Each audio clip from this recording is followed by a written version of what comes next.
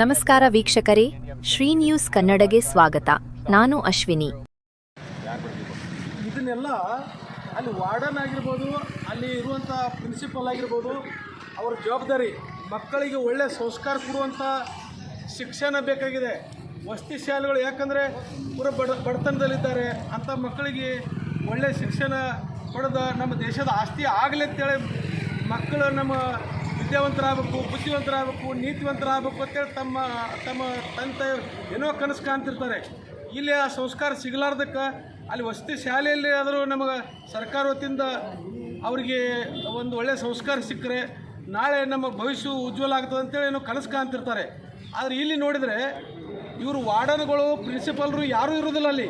ಅವರೆಲ್ಲ VIP ಜೀವನ ಸಾಗಿಸ್ಲಿಕ್ಕೆ ಇಲ್ಲಿ ವಿಜಯಪುರ ಜಿಲ್ಲೆಯೊಳಗೆ ಅವ್ರವ್ರ ಮನೆ ಮಾಡ್ಕೊಂಡಿದ್ದಾರೆ. ಆ್ಯಕ್ಚುಲಿ ಆಯಾ ವಸತಿ ಶಾಲೆಗಳಿಗೆ ಅವರಿಗೆಲ್ಲ ಮೂಲಭೂತ ಸೌಲಭ್ಯ ಎಲ್ಲ ಇರ್ತದೆ, ಕ್ವಾರ್ಟರ್ಸ್ ಇರ್ತದೆ, ಎಲ್ಲ ಇರ್ತದೆ. ಅವ್ರು ಎಂಥ ದುಷ್ಟ ಸಮಾಜ ನಿರ್ಮಾಣ ಮಾಡ್ತಾ ಇದ್ದಾರೆ ಅಂದರೆ, ಪಾಪ ಬಡ್ರ ಮಕ್ಕಳು ಸರಿಯಾದ ಶಿಕ್ಷಣ ಇರಲಾರ್ದಕ್ಕೆ ವಂಚಿತರಾಗಿ ಅವರು ಆ ಟೈಪ್ ಅಕ್ರಮ ವ್ಯವಹಾರ, ಸಿಗರೇಟ, ಗುಟ್ಕಾ ಇಂಥ ಸಣ್ಣ ವಯಸ್ಸಿನಾಗ ಆ ದುಶ್ಚಟಗಳಿದ ಅವರಲ್ಲಿ ಏನೂ ಸಂಸ್ಕಾರ ಇರಲಾರ್ದಂಗೆ ಅವ್ರು ಹಂಗಾಗಿಬಿಡ್ತಾರೆ. ಇವರು ವಿದ್ಯಾವಂತ ಬುದ್ಧಿವಂತರು ಎಲ್ಲ ಕಡೆ 2 ನಂಬರ್ ಭ್ರಷ್ಟಾಚಾರ ಮಾಡಿ ಒಳ್ಳೆಯ ಶಿಕ್ಷಣ ಪಡಿಸಿ ಅವರು ಇಲ್ಲಿ ನೌಕರಿ ಬಂದು ಹಿಡಿತಾರೆ. ಅವರು ಈ ಥರ ಹಾಳಿಗೆ ಛತ್ತಿ ಬಿತ್ತಿ ನಮ್ಮ ದೇಶದ ಪ್ರಾಮಾಣಿಕ ವ್ಯವಸ್ಥೆ ಇವರು ಹಾಳು ಮಾಡ್ತಾ ಇದ್ದಾರೆ. ಹೀಗಾಗಿ ನಮ್ಮ ದೇಶದ ಮುಂದಿನ ಗತಿ ಏನಪ್ಪ ಅನ್ನೋಂಥದ್ದು ಚಿಂತನೆ ಒಳಗೆ ನಮ್ಮ ಎಲ್ಲ ಸಂಘಟಕರು ನಮಗೆ ಚಿಂತೆ ಹೆಚ್ಚಿಬಿಟ್ಟದ. ಅದಕ್ಕೊಂದು ಒಳ್ಳೆಯ ಸಂಸ್ಕಾರ, ಒಳ್ಳೆಯ ಸಮಾಜ ನಿರ್ಮಾಣ ಆಗಬೇಕಾದ್ರೆ ಮಕ್ಕಳಲ್ಲಿ ಒಳ್ಳೆಯ ಸಂಸ್ಕಾರ ಕೊಡಬೇಕಲ್ಲ. ಗುಟ್ಕಾ ತಿನ್ನಿಸೋದು, ಸಿಗರೇಟ್ ಸೇವಿಸೋದು ಇಂಥ ವ್ಯವಸ್ಥೆ ಎಲ್ಲ ವಸತಿ ಶಾಲೆ ಒಳಗೆ ಇವ್ರಿಗೆ ಸಾಕಷ್ಟು 1 ಲಕ್ಷ 2 ಲಕ್ಷ ಪಗಾರ ಇದೆ ಅವ್ರಿಗೆ. ಅವ್ರೇನು ಮರುಗೂರೊಳಗೇನು ವಾರ್ಡನ್ ಆಗಿರ್ಬೋದು, ಅಲ್ಲೇನು ಪ್ರಿನ್ಸಿಪಲ್ ಇದ್ದಾರೆ, ಅಲ್ಲಿ ಸಂಬಂಧ ಬರೋ ಏನು ಶಿಕ್ಷಕರು ಎಲ್ಲರೂ ಅಮಾನತು ಮಾಡ್ಬೇಕು. ಅವರು ಶಾಶ್ವತ ಅಮಾನತು ಅಲ್ಲಿ ವಜಾಗೊಳಿಸ್ಬೇಕು. ಅವ್ರಿಗೆ ಅಮಾನತು ಮಾಡುವಂಥದ್ದು ಅಷ್ಟೆಲ್ಲ ಮತ್ತೆ ಬೇರೆ ಎಲ್ಲರೂ ಹೋಗ್ತಾರೆ ಅವರು. ಮತ್ತು ಇದು ಅಲ್ದೇ ಸರ್, ನನ್ನೊಂದು ಪ್ರಶ್ನೆ, ಈ ಒಂದು ವಸತಿ ಶಾಲೆಯಲ್ಲಿ ಒಂದು ಸರ್ಕಾರದಿಂದ ನಡೆಯುವಂಥ ವಸತಿ ಶಾಲೆಯಲ್ಲಿ ಈ ಗುಟ್ಕಾ ಆಗ್ತದೆ, ಸಿಗರೇಟ್ಗಳು ಹೇಗೆ ಬಂದು ಸರ್? ಅದೇ ರೀ, ಅದು ಹೆಂಗೆ ಬಂದು ಅಂದರೆ ಅಲ್ಲಿ ತಿಂಗಳ ಒಂದು 30,000 ರೂಪಾಯಿ ಏನೋ ಇವರಿಗೆ ಈ ಜಿಲ್ಲಾ ಅಧಿಕಾರಿಗಳಿಗೇನು ಕೊಡ್ತಾ ಇರ್ತಾವ್ರು. ಇಲ್ಲೇನು ಜಿಲ್ಲಾ ಏನು ಸಮಾಜ ಕಲ್ಯಾಣ ಅಧಿಕಾರಿ ಇರ್ತಾರಲ್ಲ, ಪ್ರತಿಯೊಂದು ವಸತಿ ಶಾಲೆ ಮುಖಾಂತರ ವಾರ್ಡನ್ ಆಗಿರ್ಬೋದು, ಪ್ರಿನ್ಸಿಪಲ್ ಆಗಿರ್ಬೋದು, ಅಲ್ಲೆಲ್ಲ 2 ನಂಬರ್ 3 ನಂಬರ್ ಮಾಡಿ ಒಟ್ಟು 30,000 ರೂಪಾಯಿ ಅವ್ರಿಗೆ ಮುಟ್ಟಿಸ್ಬೇಕು ಅನ್ನೋಂಥದ್ದು ನಮಗೆ ಸುದ್ದಿ ಬಂದದ.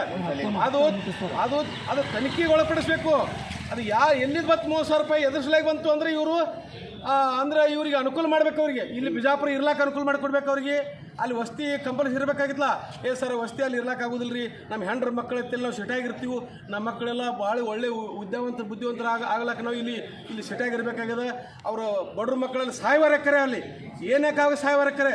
ಆದ್ರೆ ನಮ್ಮ ಮಕ್ಕಳಿಗೇನು ಆಗಬಾರ್ದು, ನಮ್ಮ ಕುಟುಂಬಕ್ಕೇನು ಆಗಬಾರ್ದು ಅನ್ನೋಂಥ ಇಂಥ ಏನು ದುಷ್ಟ ಏನು ಅಧಿಕಾರಿಗಳಿದಾರಲ್ಲ ಅವ್ರನ್ನ ಮೊದಲು ಅಮಾನತು ಮಾಡ್ಬೇಕು. ಇಲ್ಲಿ ನಮ್ಮ ಬಿಜಾಪುರ ಜಿಲ್ಲೆ ಬೇಡ ಅವ್ರಿಗೆ.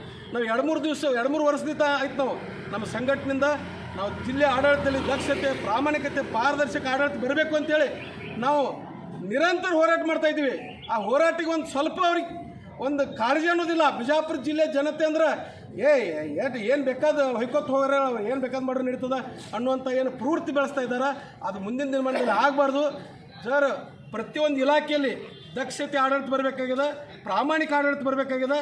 ಪ್ರತಿಯೊಬ್ಬರು ತಮ್ಮ ಜೀವನ ಸ್ವಾಭಿಮಾನದಿಂದ ಬದುಕಲಿಕ್ಕೆ ಸಾಕಷ್ಟು ಅವಕಾಶ ಇದೆ. ಅದನ್ನು ಬರೀ ಅಕ್ರಮ ಅವ್ಯವಹಾರ ಇಂಥದ್ದು ನಡೀಬಾರ್ದು ಮುಂದಿನ ದಿನಮಾನದಲ್ಲಿ ಅಂತೇಳಿ ನಾವು ಇವತ್ತು ಮಾನ್ಯ ಜಿಲ್ಲಾಧಿಕಾರಿ ಮುಖಾಂತರ ಮುಖ್ಯಮಂತ್ರಿಗೆ ನಾವು ಮನವಿ ಸಲ್ಲಿಸಲಿಕ್ಕೆ ಬಂದೀವಿ. ನನ್ನ ಹೆಸರು ಜಗದೇವ್ ಸೂರವಸಿ. ನಾವು ಜಿಲ್ಲೆಯ ವಿವಿಧ ಪ್ರಗತಿಪರ ಹೋರಾಟ ಸಮಿತಿ ಸದಸ್ಯ. Thank you sir. ಭಾಳ ಕಷ್ಟಕರ ಆಗ್ಯದ. ಅದಕ್ಕೆ ಎಲ್ಲ ದುಶ್ಚಟಗಳು ಮಾಡ್ತಾರೆ. ಮೇಲ್ಕಾಂಶ ವಿಷಯಕ್ಕೆ ಸಂಬಂಧಿಸಿ ವಿಜಯಪುರ ಜಿಲ್ಲೆ ವಿವಿಧ ಪ್ರಗತಿಪರ ಹೋರಾಟ ಸಮಿತಿಯಿಂದ ಚಡ್ಚಣ ತಾಲೂಕಿನ ವರಗೂರು ಪುರಾಜಶಾಲೆ ಮಾದರಿ ಶಾಲೆ ವಿದ್ಯಾರ್ಥಿಗಳು ಧೂಮಪಾನ ಸೇವನೆ ವಿಡಿಯೋ ಸಾಮಾಜಿಕ ಜಾಲತಾಣದ ಹೆದರಾಡುತ್ತಿದ್ದು ವೈರಲಾಗಿದ್ದು. ಮರಗೂರು ಮುರಾಜಿ ವಸತಿ ಶಾಲೆ ಸಿಬ್ಬಂದಿ ಹಾಗೂ ಆಡಳಿತ ವರ್ಗದವರು ವಿದ್ಯಾರ್ಥಿಗಳು ಸರಿಯಾದ ಗಮನ ಹರಿಸದಿರುವುದು ವಿದ್ಯಾರ್ಥಿಗಳ ದಾರಿ ತಪ್ಪುವುದಕ್ಕೆ ಮೂಲ ಕಾರಣವಾಗಿದೆ. ಚಿಕ್ಕ ವಯಸ್ಸಿನಲ್ಲಿ ಏನೂ ಅರಿಯದ ಮುದ್ದು ಮಕ್ಕಳು, ಕೆಳ ಸಮುದಾಯದ ದಲಿತ ವರ್ಗಕ್ಕೆ ಸೇರಿರುವ ಹಾಗೂ ಎಲ್ಲ ಸಮುದಾಯದ ಬಡ ಮಕ್ಕಳು ವಸತಿ ಶಾಲೆಯಲ್ಲಿ ಓದುತ್ತಾರೆ. ಅವರಿಗೆ ತಂದೆ ತಾಯಿಗಳ ಕಡೆಯಿಂದ, ಆಯಾ ಸಮುದಾಯದ ಕಾಲನಿ ಕಡೆಯಿಂದ ಸಂಸ್ಕಾರ ಸಿಗದೇ ಇರಬಹುದು. ನಮ್ಮ ವಸತಿ ಶಾಲೆಯಲ್ಲಿ ಒಳ್ಳೆಯ ಸಂಸ್ಕಾರ ಬಡ ಮಕ್ಕಳಿಗೆ ಸಿಕ್ಕಿದ್ದೆ. ಆದರೆ ಒಳ್ಳೆಯ ಸಮಾಜ ನಿರ್ಮಾಣ ಆಗುವುದು 2 ಮಾತಿಲ್ಲ. ಆದರೆ ತಮ್ಮ ಇಲಾಖೆಯಲ್ಲಿ ಒಳ್ಳೆಯ ಸಂಸ್ಕಾರ, ನ್ಯಾಯ ಮತ್ತು ನೀತಿ, ಪ್ರಾಮಾಣಿಕತೆ ಇಲ್ಲದ ಅಧಿಕಾರಿಗಳು ಹಾಗೂ ಗುರುಗಳಿದ್ದರೆ ಅನ್ಯಾಯ, ಅಕ್ರಮ, ಅವ್ಯವಹಾರವು ಅನೈತಿಕ ಸಂಬಂಧ ನಡೆದು ದೇಶದ ಪ್ರಾಮಾಣಿಕದ ವ್ಯವಸ್ಥೆಯನ್ನು ಹಾಳು ಮಾಡುವುದೇ. ಮಾಡಿದ್ರು. ಮತ್ತಷ್ಟು ಸುದ್ದಿಗಾಗಿ ನೋಡ್ತಾ ಇರಿ ಶ್ರೀ ನ್ಯೂಸ್ ಕನ್ನಡ.